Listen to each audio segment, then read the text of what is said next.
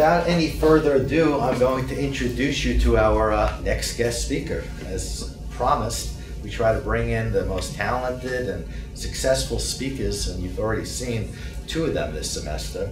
Jordon Keltz is a friend of mine over the last few years who's built several businesses out. Very interesting businesses, how he markets them, he thinks some of these things up, and he's one of the brightest guys I know. So let's give it up for Jordon. Thanks, Ted. Just gonna have some stuff I'll show you guys as we go. Hi, everyone.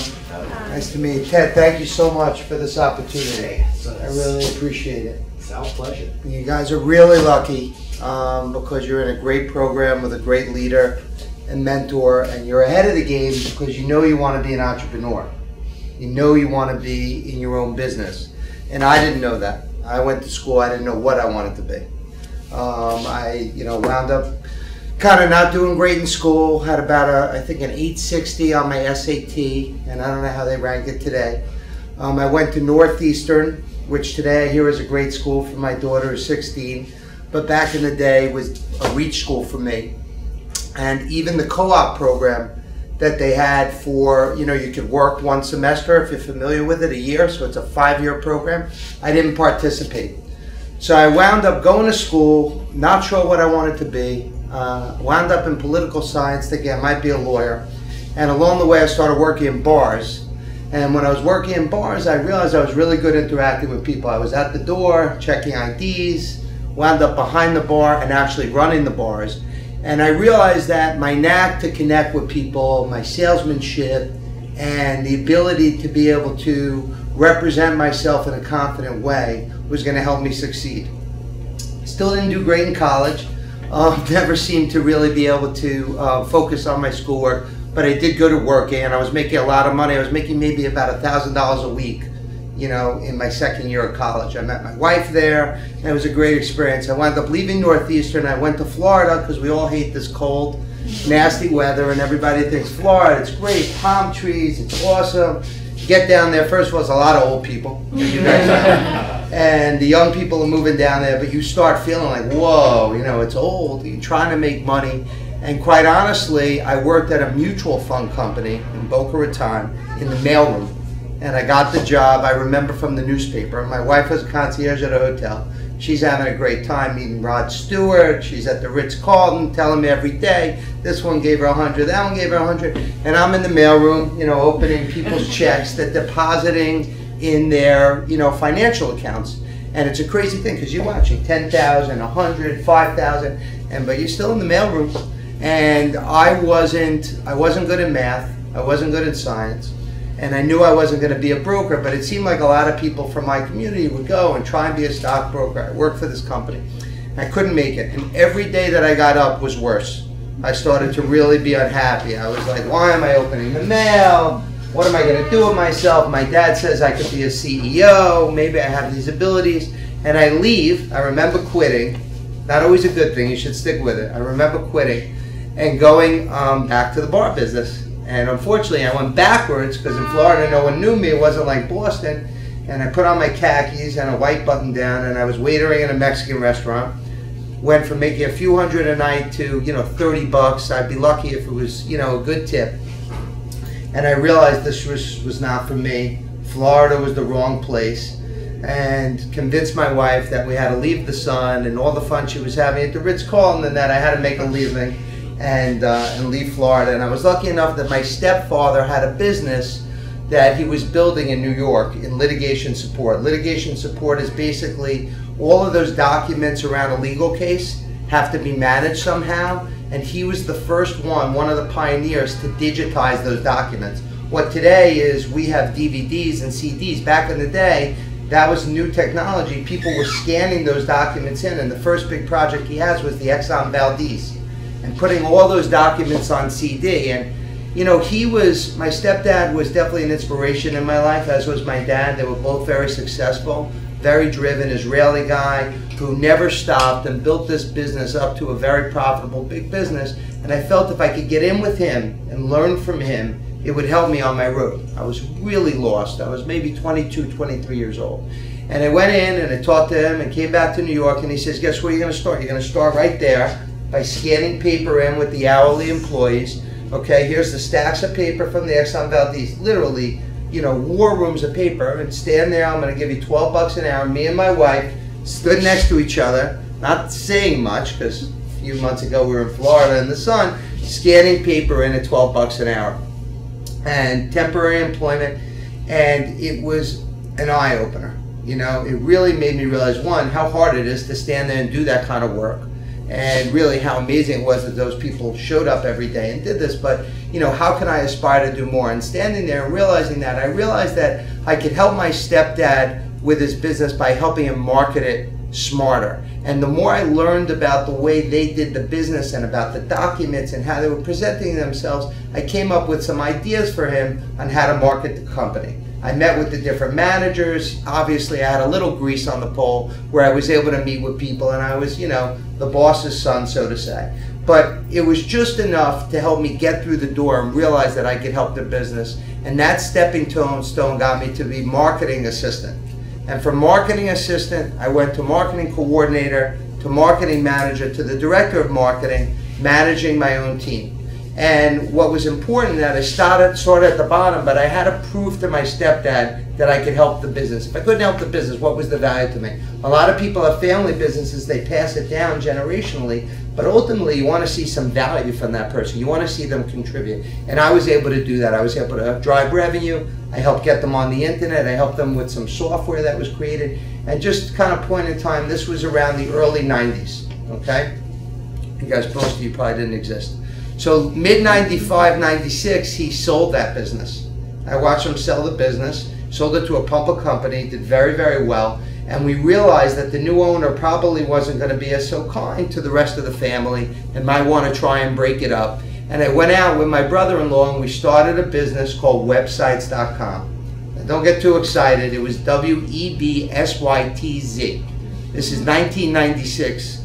So what we did was we saw what was going on in the internet. When the internet was just beginning, if you remember, Google started in 98, okay? So the internet was out there. We were on, like, I think CompuServe computers.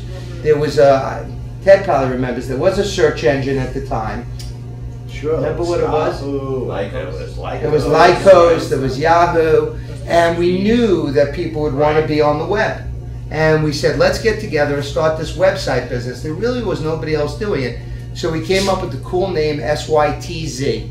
And the first place we started was the Yellow Pages. I said, anyone who has a Yellow Pages ad is going to want a website. We started in Long Island in the South Shore Marple Center. So we both quit our jobs. We didn't know what would happen with the new owner. My stepdad was still there. My brother-in-law was working at the company too. My wife had left at this point. And we start websites. It's coincidental that we talked about SBA. It's the first place we went. So we were able to raise a little bit of money from family and friends. My stepdad gave me money, my family gave me some money, but most importantly we went into the SBA with this long application. I'm not kidding. When you see these tools and everything that's out there, first of all, it's a great resource. It's government funded, they will help you, but it's very involved. You need financials, you need to understand your business. But we actually were able to get them to lend us money. I forget how much it was. I think we got a $25,000 credit line. But between that and the money we raised, we were able to go out, get our own Yellow Pages ad. We had our own Yellow Pages ads for websites and start getting people who were looking to do websites. You guys got to remember, nobody knew about the web then, but they understood, wait, I have to be on this new medium. I can't just be in newspapers. And we would go out and convince them, get a full page ad. We got a small office, which probably we didn't need, like you saw from the video.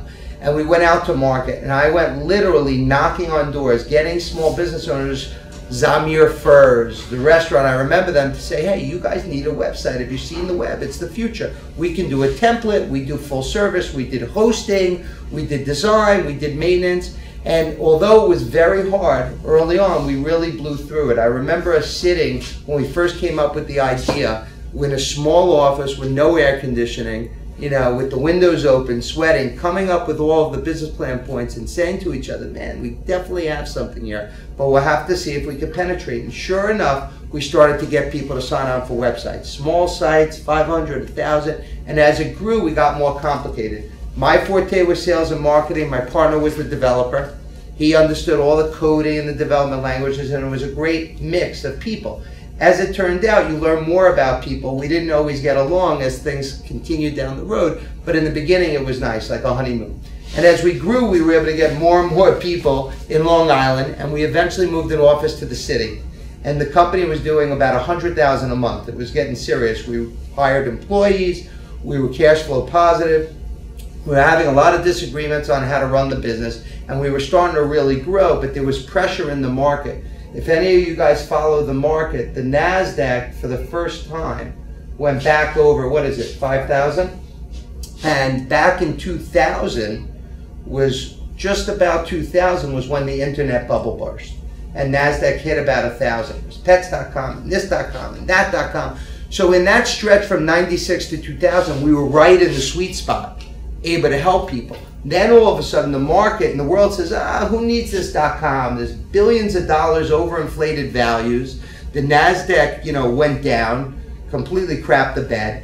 And all of a sudden people weren't so eager to get a website.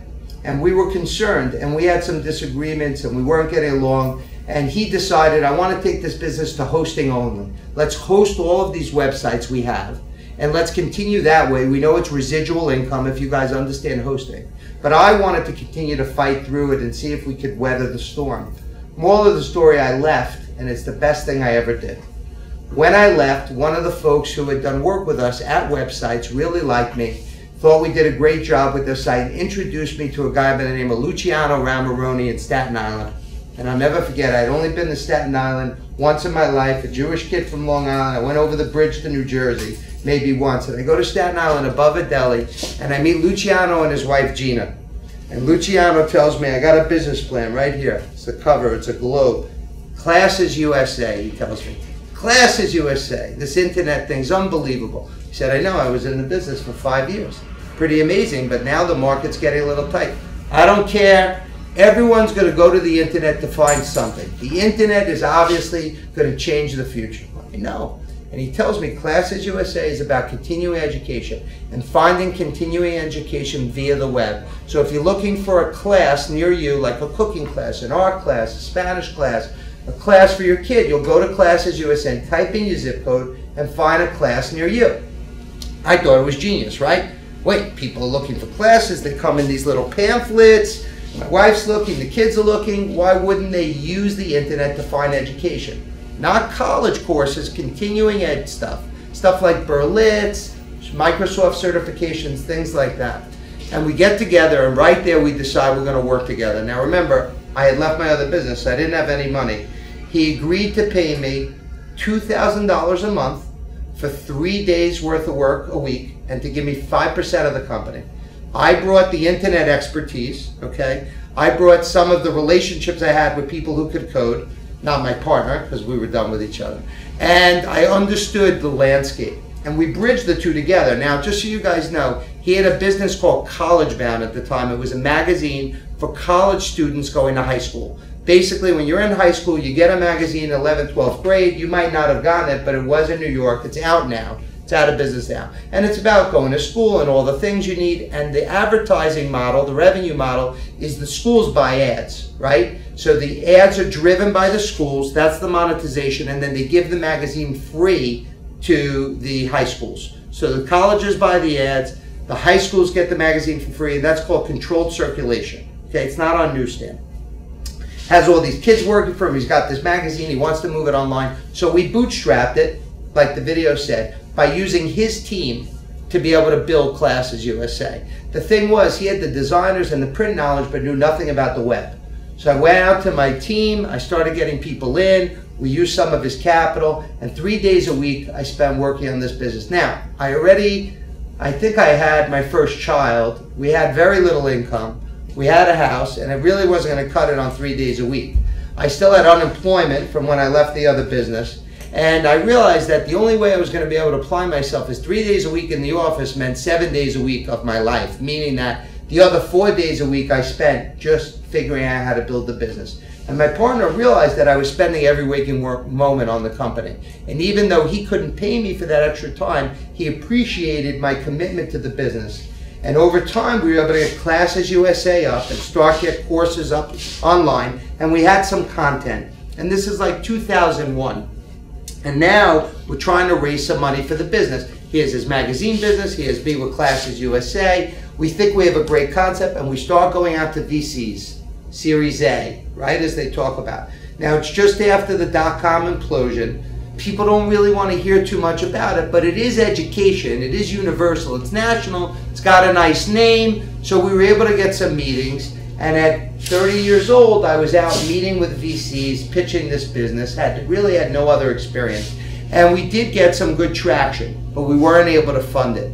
The business was clearly not making much money. We did have some good content on there. We hired a salesman. Luciano continued to commit money. He bootstrapped it from his other business. And I went out and I was doing networking events. Always networking. You guys should always network. Today there's social media. There's all the associations and events that you can go to. Back then it wasn't as prevalent. But I went to a networking event and I met a guy from MSN. You know, Microsoft started MSN.com. MSN.com was actually, Microsoft bought a site called Sidewalk.com. And Sidewalk.com became MSN.com. And he told me about a division he had called Encarta. Remember Encarta Encyclopedias? So Encarta was the education channel of MSN. Today it would just be education. And he said, we like your content. You got great content. You guys should be on MSN. I'm like, oh, that's a good idea. We should bring our content on MSN. What's that going to cost? 50 cents a click. 2001, okay? 50 cents for every click that comes over to your site. Our model was that we'd make money when we sell a course. So Berlitz gives me the intro to Spanish, right? I put it on my site. I take 30% of the enrollment. Let's say it's 500 bucks. I make 30% of that, okay? I need a lead somehow. Either I get the lead from MSN or I get a lead from search or somewhere. So MSN was going to generate the traffic for us, right? Then we would have to monetize it on the back end. We get up on MSN, and unfortunately, we were losing people through the funnel. You know what a web funnel is, right? As they go through the experience. So we did the deal with MSN at 50 cents a click, 10 grand a month. Luciano funded it, okay? And as we get the clicks over, they're not completing going through the shopping cart. They're nervous because guess what? If I'm going to take a course from Berlitz, I want to go to Berlitz. Why am I going to go to Classes USA? Today, it's called the aggregators, right? Expedia, other sites that aggregate content. But we weren't able to make it work, and we were concerned. But the good thing that happened is I got a phone call about 2 weeks after we were up from MSN from a school I'm sure all of you know called the University of Phoenix. And University of Phoenix called us, head of marketing. He said, I saw you on MSN Encarta. I love your site. I'd love you guys to generate leads. Well, what's a lead? What do you mean a lead? Generate leads. I just want adults who are looking to go back to school. We're an online university, and we're going to take those adults and try and enroll them in online programs. We have online bachelors, online masters. I'm like, no, my model is I take 30% of the enrollment, and we'll get you students. You give me 30% of that 20 grand. I like that much better. Like, no, I'll pay you 10 bucks a lead. Every lead you get me, whether it converts or not, we'll pay you per lead. And I looked at my partner, I'm like, leads, what do you think of this? He's like, no, stick our model, this doesn't work. They had what's called Title IV restrictions, meaning that they couldn't allow other vendors to enroll a student. The school had to do it. It's all government funded. So we decided not to do it. I kid you not, the next day, AIU, American International University, called us. We want you guys to generate leads for us. And I look at them like, we're going to generate leads now, right? We're going to generate leads. These guys want to pay us 12 bucks. And we took the MSN partnership, and instead of pointing it to all those programs that we had for Berlitz and Arts and Humanities and Arab-Israeli conflict and all this funny stuff, we wound up going to bachelor's degrees, certificates degrees, and criminal justice and masters. And overnight, we started generating a lot of leads for University of Phoenix and AIU. Now, the key was we had quality leads. And any business, anything you guys talked about, you know, the dresses, any of the products, the hair products, you need quality. So our MO was quality leads. Why was it quality? Because it came from MSN Encarta. So people who were on Encarta were already looking for education, and they came to Classes USA. So when we could take Phoenix's programs and put them there, it was a very qualified lead. So those leads were converting for University of Phoenix at a very high amount. They actually called me on the phone a few weeks later. Where are you getting these leads? These are amazing. They're all MSN. And I said, mostly MSN, but we have a mix of sources. We were full of crap. And, you know, we were completely, you know, bullshit. And we said to them, this is what we think we can do for you. We can scale, etc. And Phoenix said, we'll write you an open check, as many leads as you can get. And then we went out and raised some money. We raised some money from friends of Luciano's. We brought in some capital. We did it at a 10 million pre-money valuation. So if you know what that is, that means we decided the business was worth 10 million. Doesn't mean it was, okay? And that individual investor got it at 10 million. It wound up being good because of the story goes. We sold it later. But, you know, we raised some capital and we expanded. What we did is we took the MSN partnership and we were able to expand it to an exclusive deal with MSN, because I realized that the schools realize our leads are coming from MSN, and we're the middleman. They're going to go direct to MSN. Now the difference with that is Phoenix is one school, AIU is another school, DeVry is another school. But combined, they're much stronger, because as an aggregator, just like Orbitz represents all of those airlines, as an aggregator, I will ultimately be able to have some sort of choice for everyone. Oh, this school has an MBA. This school has a, you know, a specialty degree, bachelor degree, a PhD. Even Kaplan, if you know Kaplan University, now has a law degree online. So you can do all of it. So as an aggregator, we were much more powerful for MSN, and we were going to monetize better, but the schools might come in on their own, even though it really wouldn't be the best option to have a single school. So we went exclusive, and we did a multi-million-dollar deal with MSN to own the e-learning area. We called it the e-learning center. And from MSN, we took it to AOL. And I went to AOL, and we called it the online campus. This is back 2003. And we would do is take ads from the homepage. And as you guys know, those are hundreds of millions of hits a day. We went from there to Yahoo. And we would have what was called NIPs. These are little links. Today, they're advertorials, right? Those links you see. The whole idea back then is they would sell these ads in the corners, okay? But they were trying to figure out how to monetize the editorial links. Because as we all know, content is king, right?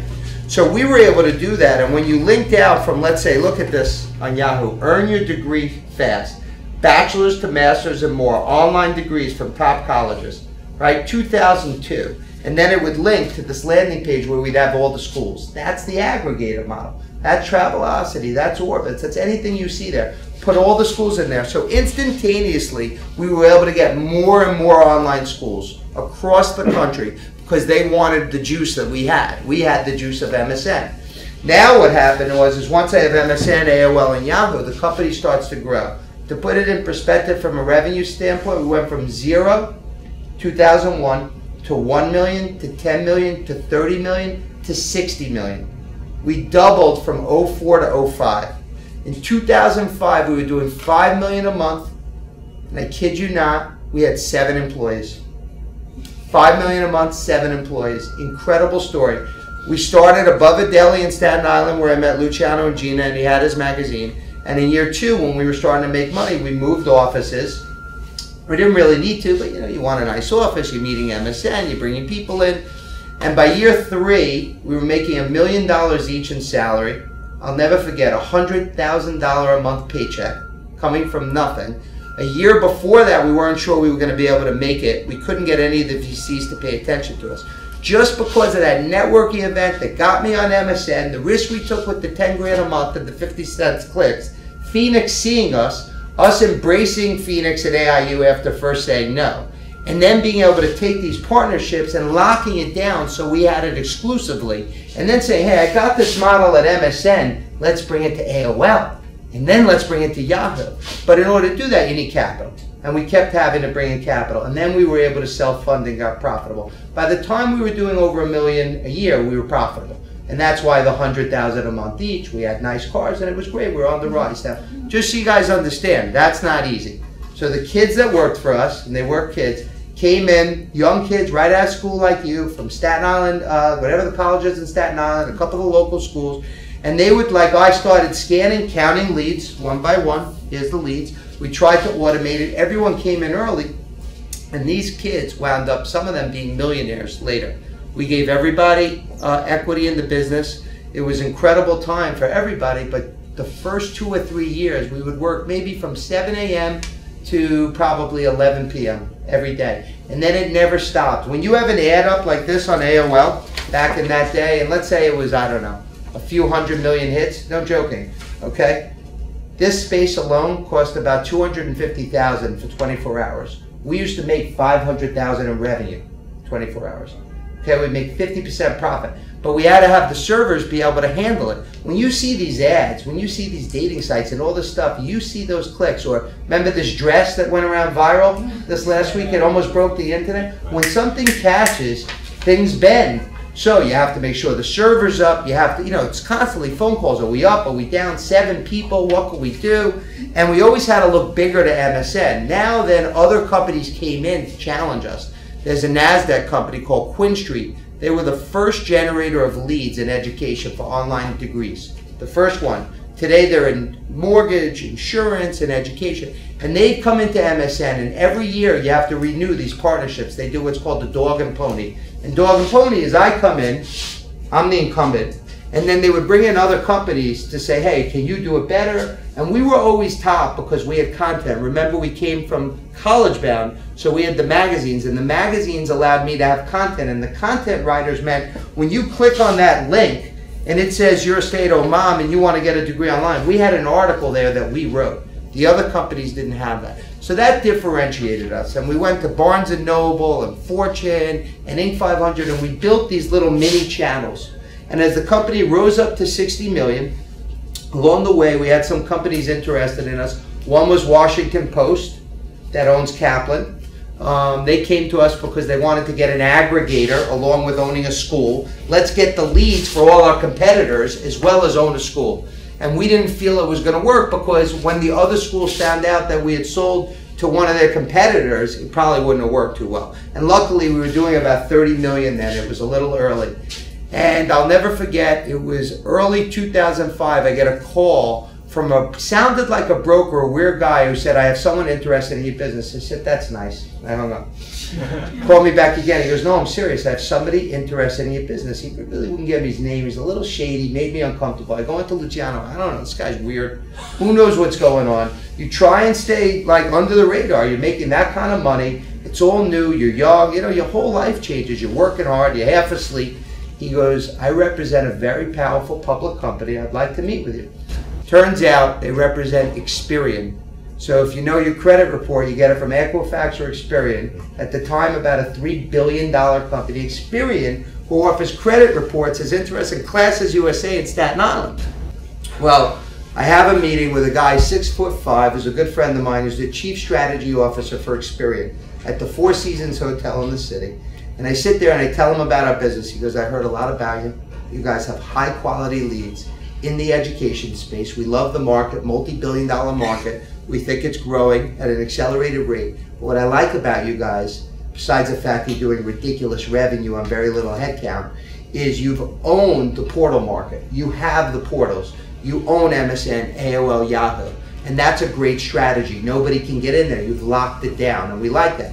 And they decided that year that they were going to spend $1 billion on acquisitions to bring the company interactive, okay? So old school marketing services company that basically make money on all of your data. As soon as you get a credit card, they know everything about you. They know what you bought, they know how old you are, they know your interest, and they sell that data to companies like Williams-Sonoma and Target. So they said, hey, we better get in the internet business. We have a slow growth business. And they bought My Business, a company called Lower My Bills. Have you ever heard of them or seen them online?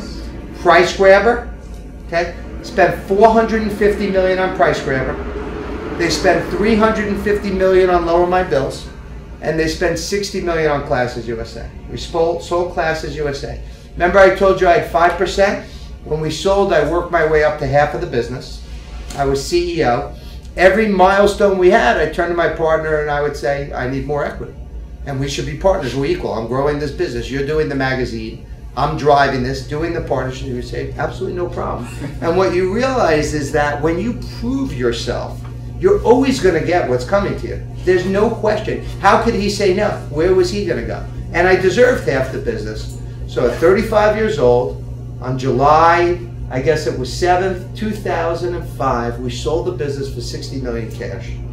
got 42% or 27 some odd million wired to my account. I'll never forget. It's the sickest thing in my life. And I just happened to find my old crap from Florida. And I kid you not, I swear, I saw an Experian credit report. And from when I was down in Florida checking my credit, because I had bad credit and I wasn't making money. And I said, who would have known back in that day in Florida that that company would have bought my business 35 years old in Staten Island? So the story doesn't end there. Sell the business. Luciano continues on. I go to be president of the education division at Experian. And it's a whole other world. So my 17, like you guys, young, you know, we have tequila on Fridays, we're having pizza, everyone's cool, we're having the best time, you know, doing all kinds of fun stuff. And now I'm in corporate America. You have 5,000 employees just on the West Coast, 13,000 globally. They're home companies in London. So you have to go to London once a month. You have to go to California once every 2 weeks. And it's nice, you're in first class, you're flying to California, you have money. You never think, you think you have a lot of money, you don't have a lot of money. You spend money, you need money. I have 4 kids. So I'm going out and I'm realizing this is not for me. We go out, we go to corporate America, we start mingling. They had what's called the President's Council. And that's when the presidents of all the companies they bought come together. And everyone's smarter than the next guy. If you think about it, I was the smallest on the scale. 90 million, the biggest was 450 million. And that guy was the most humble guy. Cameron Porzanjani, look him up, CEO of Price Grabber. Sold for $450 million, sweetheart of a guy. So we get closer together and we realize it's not for us. I went up on stage, I had to present to people, this is nothing. You go on stage in front of thousands of people and the young lady who was nervous, I'll tell you a bit of advice, this is what I do. Let's always remember, they poop and pee just like you. They get dressed every morning just like you. And when you're looking at, we're all the same. We're all the same people. You know what I mean? And it's hard to get in front of all those people. And I told my story of how we built the business. And they had the Sopranos music on, and we had the video of Above the Deli, and Jordan meets Luciano Ramaroni, and Gina, and there it was, and everyone's watching, their old school marketing services, internet business, and they clapped, and it was a great presentation. The only problem was I cursed a lot, and at the end, because I'm not great with that, I'm doing good so far today. At the end, the CEO came over, it was a great presentation, I ever loved it, everyone was great, and if you ever curse on my stage again, that'll be the last day you work for me. And the truth is that I realized as an entrepreneur, you know, I wasn't good in somebody else's lines, right? It wasn't going to work. My guys were used to cursing and this thing and that thing. I took care of them. I gave them money. Everyone did well. But in corporate America, you have to follow a certain line. And I kid you not, that same day I decided I was leaving. And a week later, I quit. Just quit. I decided I was done. Now, I had on the side built another business that I was starting to mold called Seniors for Living. Seniors for Living was taking the same model of education, lead gen, and applying that DNA that I had on generating leads, which was these content partnerships, search, and we also used obviously mobile and other kinds of marketing to do lead generation for senior housing. So in the senior space, as you guys know, baby boomers, fastest growing population, okay? Fastest growing population. Nobody was servicing that. And remember we talk about leads as somebody puts that information on a piece of paper, on a form online, right? And they're interested in more information. And if I'm looking for my mom for Alzheimer's care in Boca or in Brooklyn or whatever, there was no website doing that. So we started Seniors for Living. We had a business plan. I had the success of my past, you know, venture. And we went out and raised money. $5 million pre-money valuation. That means we thought this company was worth $5 million. We put a business plan together. And I put about $1 million of my own money in. I started it with my wife's uncle, who was my partner. It was his idea. You know, Ted's kind. I do have some ideas, but mostly I'm an operator. Somebody brought me this idea. Somebody brought me classes, and I built it. I was the CEO. And we took this, and we had to teach these folks how to manage leads. And when you're getting leads, you think it's great. I got a lead. They want to move in, but you got to be able to answer the phone. You got to be able to massage it and convert it. And in our business, it's called performance-based marketing. You pay per lead. So your client, right, the one paying you, ultimately has to be able to monetize those leads. And if they don't convert a percentage of those leads to monetization, they don't want to work with you, right? Now let's just say you're sending good leads and it's really, you know, grandma who's interested, she's calling for herself, she wants to move to a place in Boca, but nobody picks up the phone. I send the lead via the internet and my client is paying me $30 a lead, doesn't answer the phone. They blame me. It's my fault. Oh, your leads aren't converting, they're not good, they're not interested. So lead gen's very hard because ultimately you need both sides to work. You need them to answer the phone and to track the lead flow, and you need to deliver good leads. And remember I told you classes was quality leads, seniors was quality leads, and education, we got all the way from 10 bucks a lead to 100 plus when I was leaving the company. And in seniors we started about 20, and when I was leaving we were up to about 40 or 50. Long story short, we take the business from 2007, when I left Experian, through 2013. We got it as high as about 15 million in revenue. The first year was terrible. I had to go from being a big shot, working for Experian, as much as I hated it, to a small office in Melville, Long Island, to calling up senior homes and being like, do you guys need leads? Can we teach you how to do lead gen? It's very, very hard to do, very humbling. I had all this money in it. I had raised capital in order to be able to facilitate the growth. And it took a couple of years, but over time, with perseverance, you can't ever be afraid, and continuing to push through, we finally got one of the biggest senior housing to test us, Sunrise Senior Living. And Sunrise got it and said, okay, I pay 30 bucks a lead. If 1 or 2% of those leads, right, which is 100 leads times 30 is going to cost me $3 grand. If 1 or 2% of that convert, I'm in the money. Because typically they want to see their cost per acquisition about 1 month's rent. Okay? So 1 month could be anywhere from 3 to 10 grand, depending on the facility. So if you guys following the math, it's right there. So if you can take leads and generate 1 to 2% and it backs into their cost, generally that will generate a lower cost per acquisition for that client. And that's why lead gen has grown so incredibly. 2013, we sell the business to RealPage. I told you it was up to 15, 16. We had an offer around there and we walked from it. We thought that we could go further, and the company actually decelerated and we went down. So the loop went like this, and you usually want to sell, that'll tell you, you want to sell probably up here, right? On that curve. They're not going to buy you here, it's probably too late, right here. We were going this way. And the reason is we just couldn't find enough communities who could handle the leads. They weren't mature enough. They didn't have the call centers. It was a little early, we're a little early. So we actually were able to sell the business in 2013. I brought my due diligence if anyone wants to see. We had a couple of different offers, but due diligence is when they look at your company and they decide if they're going to buy it. And what they do is they literally look under the hood. They are in your drawers, man, looking at everything. What'd you spend this for? What did that happen? What happened over here? Why did this happen this month? And it's probably about 1,000 to 2,000 questions you got to answer. You have to get it back generally within a week. And then they have their accountants come in, check everything. Oh, that's great. You said that. Let me see.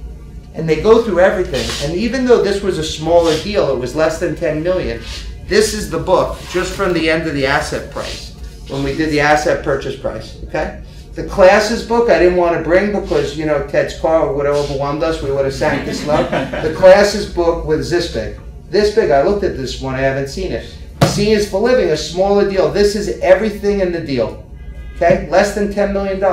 This was an asset purchase agreement. It's the asset purchase agreement with Seniors for Living, and we sold it to a company called RealPage. Okay, NASDAQ company, multi-billion-dollar company. They're in the senior apartment space. They like the lead gen model. Okay, asset purchase means we sold the assets. They didn't want to buy the stock. They didn't want the shell. They were a little worried about the liabilities. So all the assets, the lead gen, the people, the marketing, the revenue. Classes was a stock purchase agreement, what we call SPA. Classes, they bought everything. They bought the whole business, much bigger deal, 60 million cash deal. And that business today, when we were left, it was 60 million in revenue. They're doing 150 million in revenue today. And you'll see their ads. You look at Classes USA, Lower My Bills, you'll see them. You will notice it's the cartoonish ads. They're all over the internet. They're huge in display, and display is all of those ads you see online that are on the portals. And it began with our business, you know, starting them. Last but not least, after I sold seniors, luckily I didn't have to stay. I didn't have to go on stage and curse at anyone or do anything crazy. So I moved on and started a new company just recently called Space It, which is a marketplace for commercial retail space. So we're trying to build a search engine for all that retail space that you see outside here in the boroughs, starting in New York, that's vacant, and maybe you'll see a sign in the winter, rent by owner. There's no search engine for that type of space today. There's no MLS. Like if you want to look for an apartment, go to rent.com or go to one of the sites that are out there. We're building that for commercial real estate. We're pretty excited about it, and we think it could be a huge opportunity. It's a $400 billion market. It's generating leads again, but it takes it a step further, matching landlords with tenants together, and then we'll take a piece in between. So I know I've said a lot. I don't know how much time I have. But I think that banging on outdoors here. Let's give it up for before we go. Yeah. Any questions for anyone? You mentioned, thank you. Oh, it's my pleasure. I wish I had more time. I'm trying to speak. You mentioned about raising capital when you were rolling over to the different companies. Can you Yes. say just a little bit more about Yeah, that? here's the thing with raising capital. It was a great way to start the class. Crowdfunding is huge. It's a great avenue.